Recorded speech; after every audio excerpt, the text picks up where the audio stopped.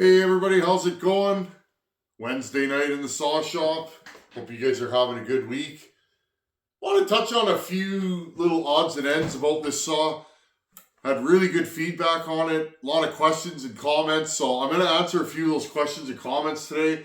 I want to do a couple of unboxings. I'm not even sure what this is. I ordered something, and I'm not exactly sure what it is. And I want to talk about when a bad situation is made good by a good company. I'll do that today on today's video. First things first, I had a couple of comments about the MS460. Number one, am I concerned about chips getting into the exhaust port through the muffler? And I mean, I guess that could happen. I've never experienced it, and I run a lot of saws with wide open mufflers. Anything's possible though. You guys have to remember, these do scavenge, but this thing blows air 8 to 9 feet away right now. Like, I can literally blow the snow off my deck with this saw. So the chances of something getting in versus out. But again, to each their own. If you're concerned about that on your own build, put a screen on there or something of that nature, and you should be okay. And again, I may modify this more. I'm going to try it like this. I may shorten it some. I may bend it some. This is just the original design, and we can always go from there. So no trouble with that. And again, if I suck something in there and it blows up, well, then we'll just have to do it again, right? There's that. And what was the other thing? Oh, did I use 2 rings or 1? I went back and reviewed the footage of when I showed the piston. No, friends, there is indeed only 1 ring. The bottom groove for the ring is empty. It's hard to see in that footage, but I assure you it is empty. And I pretty much only run single rings in all my saws. Now my plan is, I have heat cycled this 2 times now. I got to do it 1 more time. Once I've done that, I want to bar this thing up probably this week. Maybe we'll even do some night sawing with it because it's dark at 4:30. Let's try this thing today. Stone cold. It's minus 10 Celsius. Let's see how this thing starts. It's a work saw, right? Work saw should start no matter the weather. A sawman has to saw. He can't say, well, I can't come cut that tree for you today because she's a little cold out. Not up here anyways. Okay, ready?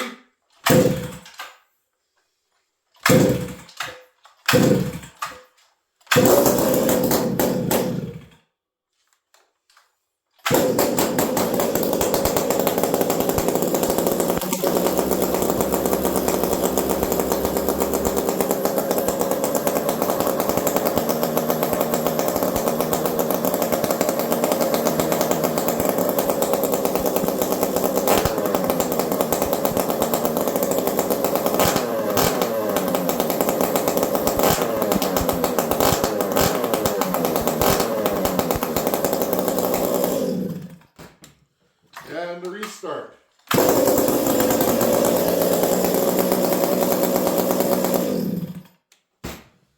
I'll take it. Now, of course, I'll bring you guys down low here. Of course, one thing. So, this saw sounds a little lean to me right now. And the reason for that is, when I tuned it last time, I had the heat going in the shop. It was 15, 20 degrees Celsius in here. It's now minus 10. Minus 10 air is denser. This thing should be leaner, which would make it harder to start. But it did start. Good work saw to me. And again, this is just my set of rules. It's not set in stone. There's other guys that do things completely different that build good saws. And that's the fact of it.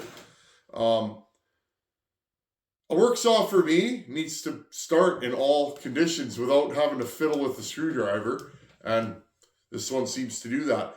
Now, this saw is just chomping at the bit to get out of here, because let's be honest, friends, this saw is going to warmer pastures. This saw is going to live life in, well, Texas, where it's warm. They don't get no snow down there, so anyhow, she's a good starter. She's a good restarter.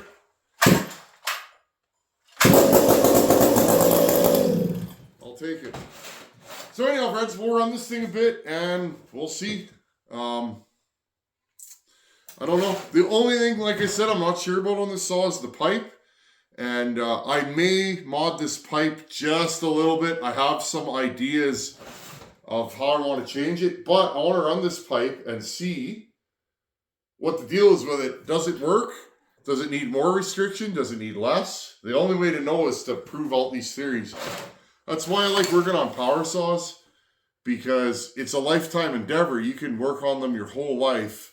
And if you're open-minded and always searching for knowledge, you can continually change your thought pattern and how you do things. I'm really happy with my current builds. My current builds are focusing on piston work, lowering friction, doing work to the rings, that kind of thing. Really getting these things to move air, and I seem to be quite happy with my recent builds. So that's kind of the wavelength I'm on. They're an air pump, get them to move more air. Okay, I ordered something in the mail, and I was curious about this. You diesel guys out there know what this is probably. I saw this on a YouTube channel. I think it's Power Stroke Help. I think the fellow that runs that passed away. Don't quote me on that, but this stuff here, it's called Friction Modifier by Arch Oil. Again, I have friends. Remember something, when you see something on this channel, usually it's just something I bought. I have no affiliation with this company. I heard this stuff really helps 7.3s start, idle, run smoother. Sounds a little bit like snake oil to me, but I've heard really positive results. I ordered some of this. This is an oil treatment. I ordered the fuel treatment.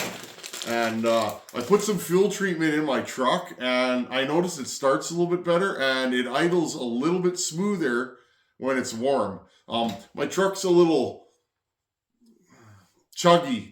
It doesn't smoke or anything. It runs clean when it's warm, but when it's hot and it's idling, it's got a little bit of a shimmy to it. It's always been that way. So we're going to throw some of that in when we do the oil change. Now, next thing I ordered here, I'm not even sure what this is, friends. Oh, yeah, okay.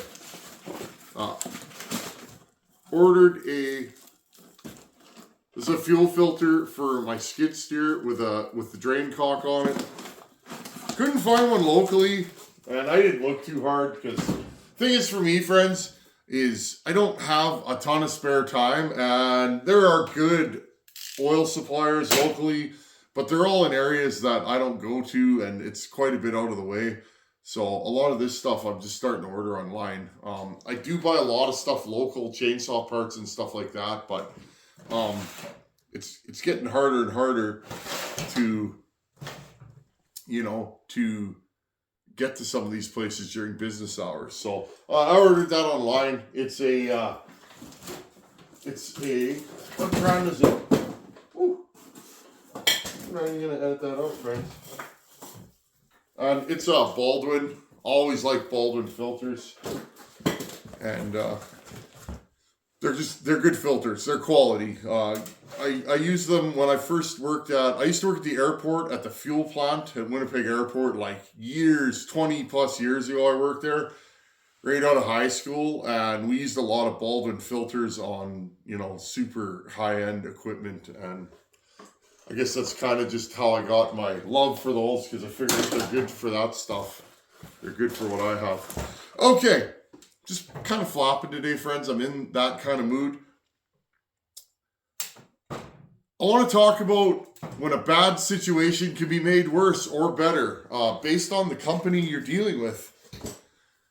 So you guys know, I did all that work to my truck. I did the exhaust. I did a compressor and bags, and everything's good. I put those gauges in. Well, friends, after I originally filled up the bags, I put them at 20 pounds and left it overnight in the shop here. The next day, I came and checked, and there was no air pressure. Or no, it was down to 10 pounds, and I thought, maybe that's the difference in temperature in here. So I pumped it up again in the cold and I left it. Well, the next day I checked and it was back down to 10, 7, 8 pounds. So I was like, okay, I have an issue. I have a leak in my air suspension. Now, that is possible. The last system I put in my Chevy, one of my ends, I didn't cut it perfectly straight. And that was one of the reasons why I showed you guys the tubing cutter. Because that's a way to end up with no leaks, or so it was supposed to. So anyways, I soap and watered all my fittings, all my T's, the compressor. I had no leaks anywhere. And I thought, this is crazy. And then the end of the night, I was looking at the driver's side airbag, and it had this giant mound of bubbles around the T fitting. This fitting right here, okay? This screws into the top of the bag. So I was like, weird, is the T fitting leaking? So I took my wrench and I gave it about an 1/8 or 1/4 of a turn further in, and it leaked worse. So then right away I thought, well, I stripped this fitting. I shouldn't have done that, blah, blah, blah. Well, the further I looked, friends, the more I realized the bag was leaking from the factory. It had a factory defect in it. And I thought, it's frustrating. You spend a few evenings putting a system like that in. It takes a lot of hours. When you're done, you just want it to be done. Well, I was like, great. I wonder how much work this is going to be to get warranty. Well, friends, Airlift. Again, no affiliation with Airlift. I like their products. You guys know I've used the living snot out of Airlift's airbags on my Chevy truck that I had hauling water. Once to twice a week, I was hauling water with that air system and 4,200 pounds in the bed of that truck, and the bags held up fine for 2 years? Anyways, so I went online and I contacted Airlift via email. And again, I'd rather pick up the phone and call and talk to somebody, but there's no way to do that with Airlift. So I was like, oh, great. Again, how long is this going to take?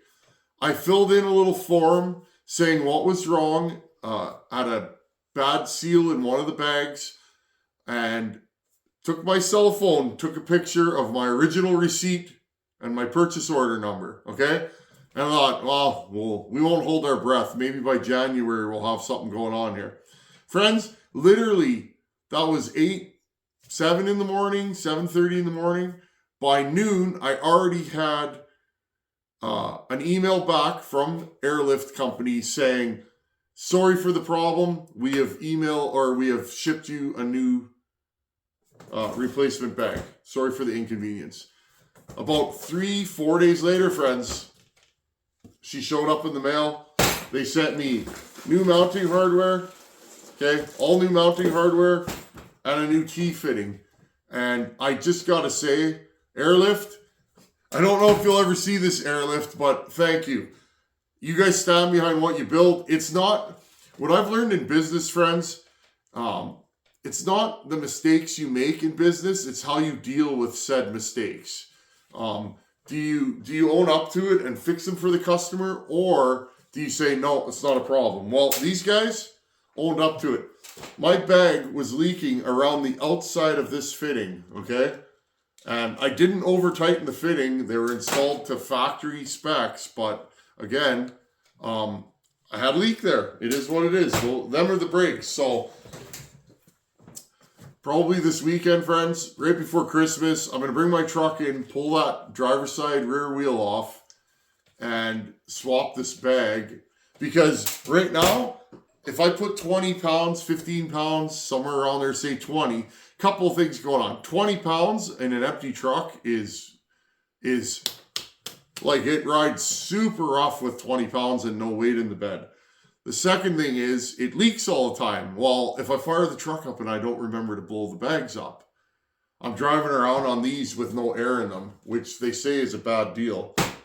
And number two, while I'm driving, I gotta pump the bags up every 15 or 20 minutes or I run out of air. So a little bit of an annoyance. Again, first world problems, not the worst thing, but it is what it is. So anyways, Airlift, thank you. just thank you. I'm up here in Canada. Things take a while to cross the border. Literally, I think I had that bag in 4 days, and you guys totally came through for me. If this was a piece of equipment that was down and I was making a living with it, 4 days would be long enough. 4 weeks would be horrible. So thank you to Airlift. And yeah, there's not much more I can say about that, friends. It's and I will note, I did not order these bags under my YouTube channel or anything like that. When I order products, friends, I just order them. I don't go, hey, I'm so-and-so, I have a YouTube channel. Would you like to send me these? Because at the end of the day, I like to just buy products and see how a company treats me.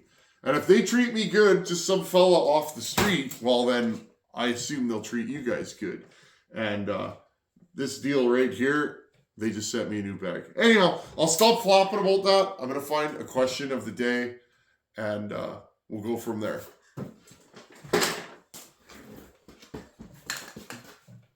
Okay, I've looked through my emails. I have 2 questions of the day. The first one, I just want to mention, Miles B, I got your email, buddy. That's a 10-4. This thing will be sitting here until until that arrives. Miles B wants to do something special for the saw, and that's a 10-4, buddy. We'll just leave it at that. We'll leave it as a surprise till that shows up here. Thank you, buddy. Really appreciate you. Okay, question of the day today is Gary Miller. Gary wants to know, and I get asked this all the time, but again, reoccurring questions are good. There's always new people coming in. I don't expect everybody to watch every video that I put out. There's like a few channels that I watch every video, maybe 1 or 2, but you know, that's it. Life gets busy, right, friends? Especially this time of the year. Gary Miller wants to know what kind of oil I use. Opti 2. This stuff here, these dusty bottles, because they've been in the back of my truck. This is the oil that I've used pretty much since I've been on YouTube. So I've burnt many a gallon of this stuff. I'm not sponsored by them, just like everything else you guys see. I'm not sponsored by these guys in any way. I really, really like this oil. And oils can be subjective. People say, oh, I like this oil. You know, this is what my dad used, or it's just what I've been using. I don't like to argue about oils. Here's the thing. I've taken apart my saws that have been run with this oil, and a lot of this oil, like this saw. I've had a peek in here. This saw and that saw have been running on this oil for 6 or 7 years. 6 years at least. I have others here too. And this stuff's really, really clean. You still will get a little bit of carbon, but not a lot. What I noticed early on in my chainsaw fixing career, I used to do a lot of repair work, is I noticed certain oils, I'm not gonna name names, but certain oils burnt really dirty and tend to carbon up saws. This stuff's really clean. So that's number 1.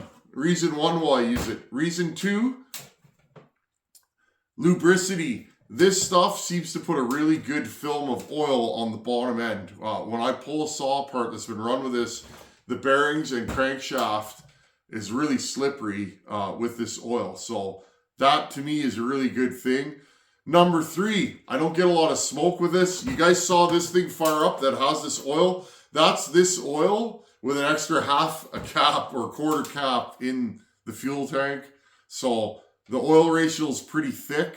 That's the only way to get this kind of oil to smoke. Otherwise, with this at my normal mix, and Gary wanted to know that, my normal mix is about 45 to 1, 50 to 1, somewhere in there. I've used ethanol fuel. I've used premium, non-ethanol. I use whatever fuel I can get. Lately, I've been using 92 octane Shell, non-ethanol, just because it's available to me. But honestly, I used ethanol fuel for years. Now, the last reason why I use this is it says right on the bottle, that's the French side because I'm a Canadian feller, contains fuel stabilizer.